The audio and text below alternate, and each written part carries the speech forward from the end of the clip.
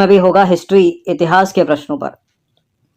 तो चलिए स्टार्ट करते हैं। इस टेस्ट सीरीज की आप फुल टेस्ट सीरीज प्राप्त कर सकते हो, यानी पेड टेलीग्राम ग्रुप से जुड़ सकते हैं। डिस्क्रिप्शन बॉक्स में नंबर है, उस पर कॉल या व्हाट्सअप करके। तो क्वेश्चन नंबर 1 है, निम्नलिखित में से किस मंदिर का जो शिखर है वो द्रविड़ शैली में बना हुआ है? देखिए, भारत में मंदिर रचना निर्माण की 3 शैलियां हैं, नागर शैली, वेसर शैली और द्रविड़ शैली। उत्तर भारत की नागर, मध्य भारत की वेसर और दक्षिण भारत की द्रविड़ शैली। तो कोणार्क सूर्य मंदिर उड़ीसा का, इसको हटा दीजिए। अक्षरधाम मंदिर दिल्ली का, इसको भी एलिमिनेट कर दो। और नैना देवी टेम्पल उत्तराखंड, ये भी हट जाएगा। तो इसका आंसर हो जाएगा ग्वालियर का तेली मंदिर, ऑप्शन नंबर सी। देखिए, ग्वालियर के तेली मंदिर का जो शिखर है वो द्रविड़ शैली में बना हुआ है, जबकि नक्काशियां और मूर्तियां उत्तर भारतीय शैली में बनी हुई हैं, यानी नागर शैली में। और इसकी वास्तु शैली में हिंदू और बौद्ध वास्तुकला का मिश्रण है। और यह प्रश्न पहले पूछा जा चुका है, पीसीएस में भी पूछा जा चुका है और आरओ में भी पूछा जा चुका है।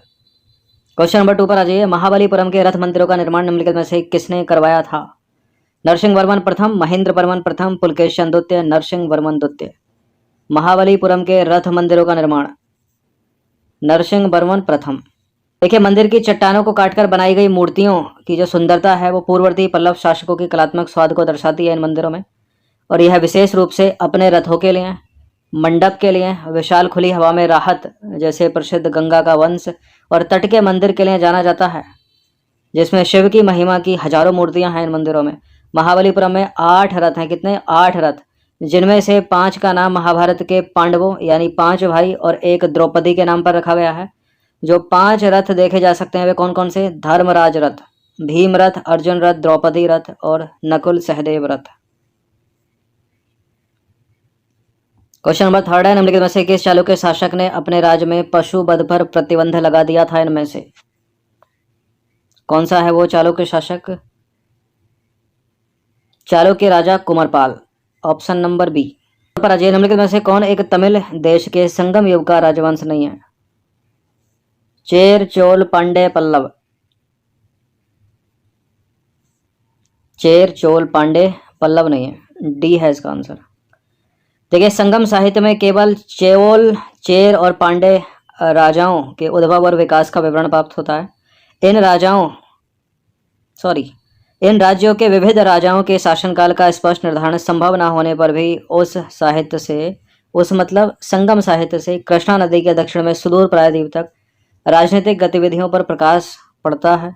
और पल्लव या अन्य किसी राजवंश का उल्लेख जो है संगम साहित्य में नहीं है, तो डी है इसका आंसर। क्वेश्चन नंबर 5 पर आ जाइए। निम्नलिखित तमिल ग्रंथों में किसे लघु वेद की संज्ञा दी जाती है? किसको दी जाती है? कुराल को दी जाती है। क्वेश्चन नंबर 6 पर आ जाइए। सत्रिया नामक शास्त्रीय नृत्य भारत के किस क्षेत्र में किया जाता है? सत्रिया, सत्रिया नॉर्थ ईस्ट का यानी उत्तर पूर्व, तो इसका आंसर हो जाएगा सी और स्टेट है असम। सत्रिया नृत्य जो है भारत के पूर्वी राज्य असम का शास्त्रीय नृत्य है, जो सत्रिया संस्कृति का प्रतिनिधित्व करता है, जो असम के धार्मिक और सांस्कृतिक ताने बाने का आधार है। क्वेश्चन नंबर 7 पर आ जाइए। दक्षिण भारत का प्रसिद्ध तकोल्लम का जो युद्ध है वो कहाँ हुआ था? मतलब किन के मध्य हुआ था तकोल्लम का युद्ध? चोल और राष्ट्रकूटों के मध्य हुआ था, सी है इसका आंसर। सबसे पहले लोक निर्माण विभाग की स्थापना किसने की थी? Firoz Shah Tughlaq, option number D.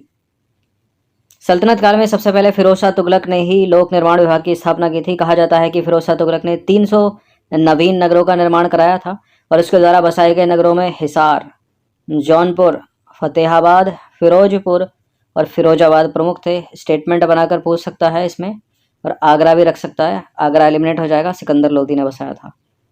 Question number 9 पर आ जाइए। किस शासक ने सिंगल द्वीप के विरुद्ध 642 ईस्वी में 2 समुद्री अभियान भेजे थे?